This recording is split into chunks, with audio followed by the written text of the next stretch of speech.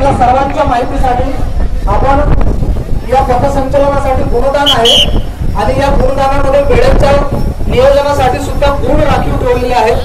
कृपया आपण याची नोंद घ्यावी। संघ समन्वयकांना विनंती आहे वेळेच्या आत आपलं पथसंचलन पाहुण्यांना मानवंदना पुढे यावं अशी आपल्याला विनंती आहे। पंचायत समिती जळगाव जामोद,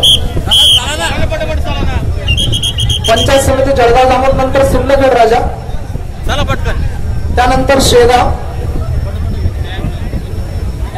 चला पंचायत समिती जळगाव जामोद, चला सर पुढे या थोडं। पंचायत समिती जळगाव जामोद पुढे या, पुढे पथसंचलन सादरीकरणाला गुण आहे।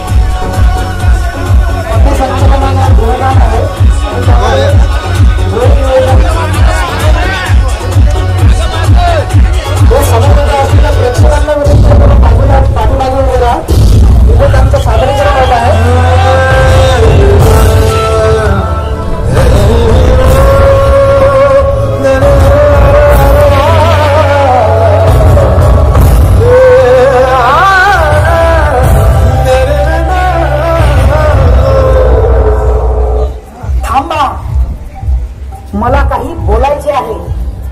येथे जमलेल्या तमाम भारतीयांना मला तुमच्याशीच बोलायचं आहे। होय, मी शहीद बोलतोय। कोणाच्या नशिबात असते हो तिरंगा कमान? मी तर देशप्रती माझं कर्तव्य पार पाडलं। आपलं काय संरक्षण करणं ही केवळ सैनिक किंवा पोलिसांचीच जबाबदारी आहे का? आपली नाही काय? आम्ही बाह्य शत्रूंशी कितीही लढू, पण अंतर्गतच काय? ज्या देशात साधा कागदही फेकताना 10 वेळा विचार करावा लागतो, त्या देशात 350 किलो स्फोटके परदेशी नागरिकांकडे येतातच कसे? आपलेच दात, त्यामुळे भोट दाखवायचे कसे?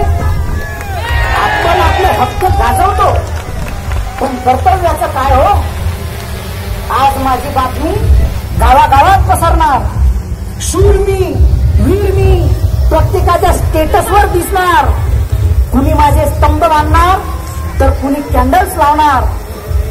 तुम्हीच मला सांगा, श्रद्धांजलीच्या ह्या कॅन्डल्स किती वेळ भेटणार, किती वेळ टिकणार? आज मी तर उद्या कुणी? आम्ही पण तुमच्यासारखेच। सकाळीच आईचा फोन आला, काळजी घे रे बाळा। पण आई, मी आता कायमचाच दिवाण झालो ग, कायमचाच दिवाण झालो। बाबांना पण सावर आई, बाबांना पण सावर। मला ओझं कमी करायचं होतं ग त्यांच्या खांद्यावरच, पण आता मी त्यांच्याच खांद्यावर जाणार। सावर ग आई, आई सावर ग त्यांना। आई बघ ना ही वेळ कशी वैरीण झाली, बघ ना आई ही वेळ कशी वैरीण झाली ग। तुला न भेटताच मला घेऊन गेली ग, बघ ना आई ही वेळ कशी वैरीण झाली।